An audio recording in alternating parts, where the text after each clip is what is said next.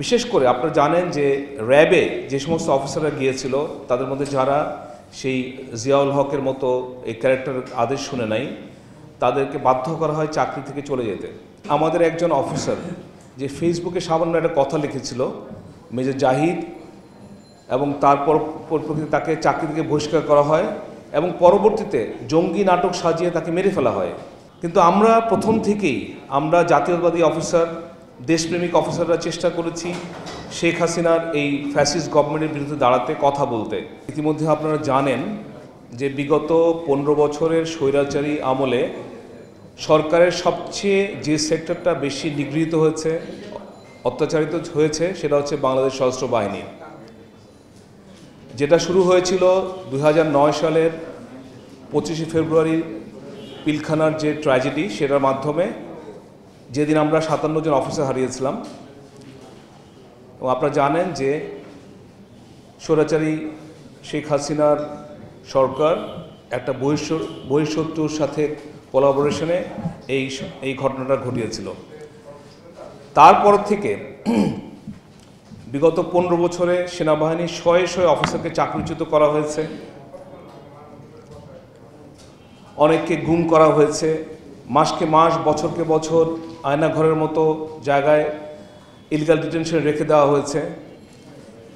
এমনকি আমাদের একজন অফিসার যে ফেসবুকে সামান্য একটা কথা লিখেছিল মেজর জাহিদ, এবং তারপর তাকে চাকরি থেকে বহিষ্কার করা হয় এবং পরবর্তীতে জঙ্গি নাটক সাজিয়ে তাকে মেরে ফেলা হয় মিরপুরের রূপনগরে, আপনারা জানেন বোধহয়। তো যেটা বলছিলাম যে এই সশস্ত্র বাহিনীর অফিসাররা সবচেয়ে বেশি অত্যাচারিত হয়েছে।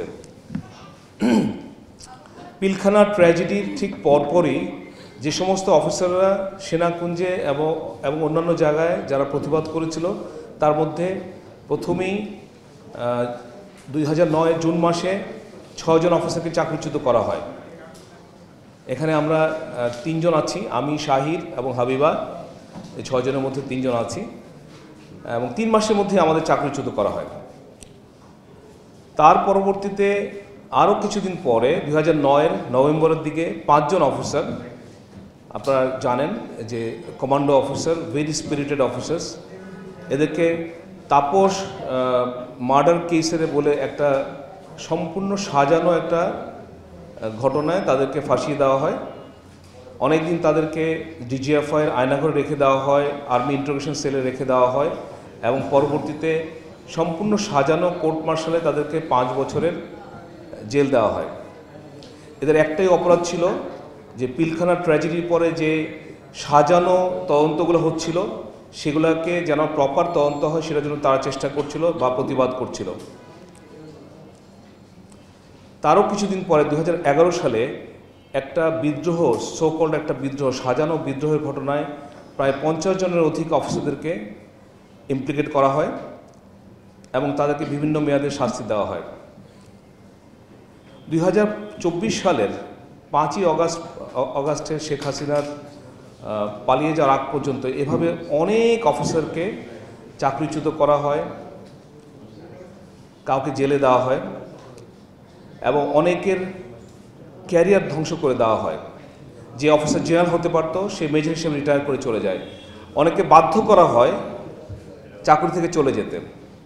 বিশেষ করে আপনারা জানেন যে র্যাবে যে সমস্ত অফিসাররা গিয়েছিল তাদের মধ্যে যারা সেই জিয়াউল হকের মতো এই ক্যারেক্টারের আদেশ শুনে নাই তাদেরকে বাধ্য করা হয় চাকরি থেকে চলে যেতে। বিভিন্ন ধরনের ফেক সাজানো ঘটনায় তাদেরকে ফাঁসিয়ে দেওয়া হয়। কিন্তু আমরা প্রথম থেকেই আমরা জাতীয়তাবাদী অফিসার, দেশপ্রেমিক অফিসাররা চেষ্টা করেছি শেখ হাসিনার এই ফ্যাসিস্ট গভর্নমেন্টের বিরুদ্ধে দাঁড়াতে, কথা বলতে। সেজন্য এই বিপ্লব যখন শুরু হয় আমরা প্রথম থেকে এটার সাথে আমরা ঐক্যবদ্ধভাবে আমরা যোগ দিয়েছিলাম। এবং আপনারা জানেন যে বাংলাদেশের সবচেয়ে বড় বড় সিগনিফিক্যান্ট কিছু মিছিল বা সমাবেশ হয়েছিল ডিওএইচএসগুলোর মধ্যে, এবং যেটাই কিন্তু এই সমস্ত ঘটনা। আর একটা হচ্ছে 4 তারিখে যে আমরা একটা প্রেস কনফারেন্স করেছিলাম কয়েকজন প্রাক্তন সেনার প্রধানদেরকে নিয়ে, যেটা একটা বড় মেসেজ গিয়েছিল আমাদের আর্ম ফোর্সেসে। তারপরেই কিন্তু 5 তারিখে আর্ম ফোর্সেস সম্পূর্ণভাবে বিপ্লবের পক্ষে চলে আসে।